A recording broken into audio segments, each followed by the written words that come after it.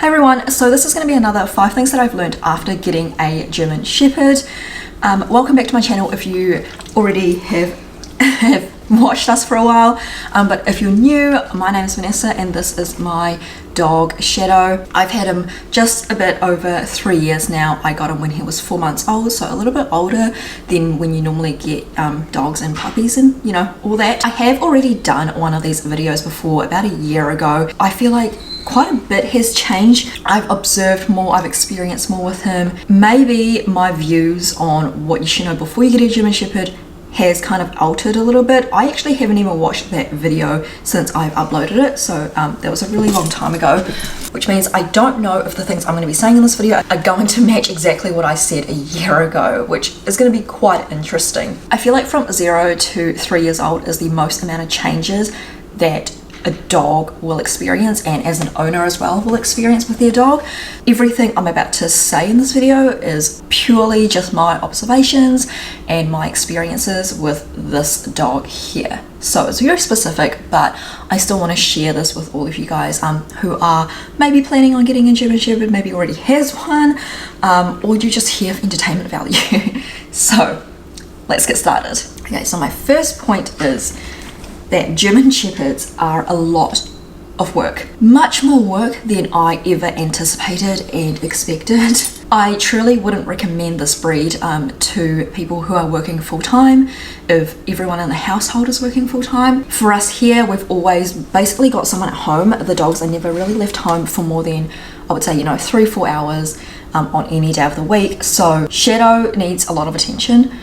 He really struggles to be independent on his own. I mean, I truly don't think I could leave him, in the garden for 8 hours while I'm at work with no one else being home or entertaining him or giving him, any sort of attention. So that is definitely something to note, because I'm sure a lot of people out there are working, have jobs, and I feel like a lot of people don't think about the amount of time you do have to give a German Shepherd. And the reason I really want to state this and talk about it is because we've got Kano the Bull Mastiff, who on the other hand doesn't need that attention, and he could be very happy just being on his own. He's a very independent dog. He's a very passive dog.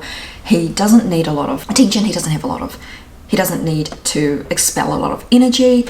They're so different. They're literally night and day. One of the reasons that I actually got a German Shepherd is because I had looked after Kano for some days and I really enjoyed having a dog. And I was like, you know what? I want a dog on my own. But getting him was a completely different story. He needs way more attention than Kano. He really needs someone to be with him most of the time during the day. And so that was definitely something that was a shock to me, and something that I'm having to deal with and manage with having Shadow. So that was probably the biggest shock in my opinion.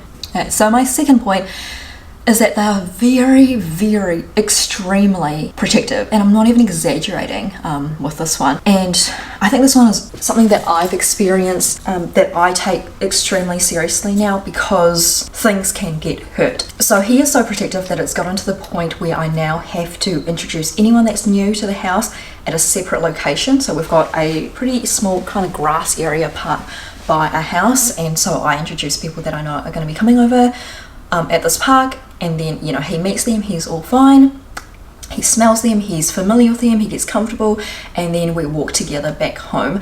It's pretty difficult for us to introduce anyone that just walks straight through the door. Like, he is that protective. And I want to say though, from 0 to 1.5, he really wasn't like that. Like, he would bark if he heard a noise. He was protective, but he wasn't that protective.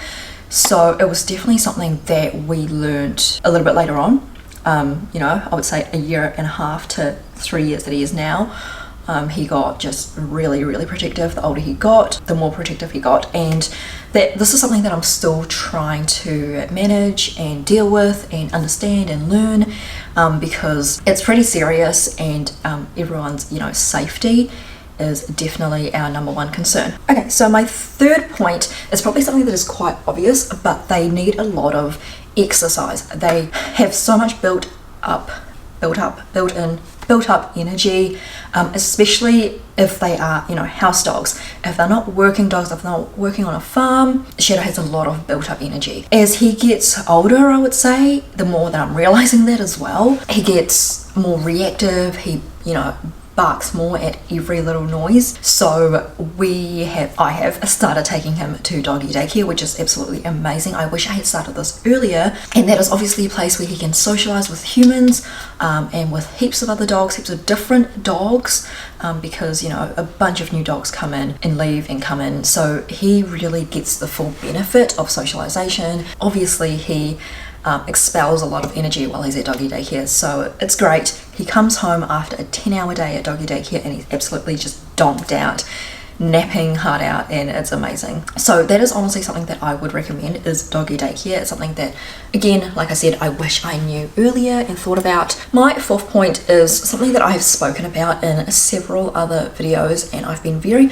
open and honest about this topic because it's something that has affected me the most, is that hip dysplasia is 100% real, and it is a thing that commonly occurs in German Shepherd breeds, unfortunately. I'm not going to get into why or how or whose fault it is, you know. Shadow has mild hip dysplasia, something that I noticed when I think he was about a year old, or a year and a half, maybe a year old, and I've been monitoring it since then. So recently, when was it, maybe June this year, was it June, May, I got another hip scan for him, which was the second one, and it showed positive results. His hip dysplasia looked almost identical to the one a year ago, the scans, which is amazing because hip dysplasia doesn't heal.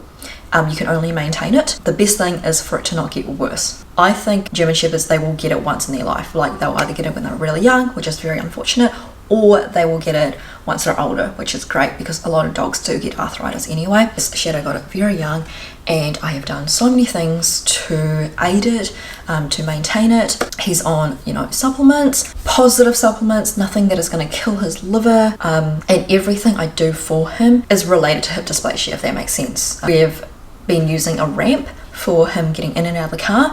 Not all the time, I want to say, and I'm going to be honest about this because I'm not going to pretend like we use the ramp, you know, 100% of the time. We probably use it like 95% of the time, and that, I mean, that's just life, you know. I'm going to be realistic. I would say his hip dysplasia is definitely something that I've put so much energy and effort into maintaining, that it was something that I never expected. I didn't even know hip dysplasia. I didn't even know the term hip dysplasia before I got a dog.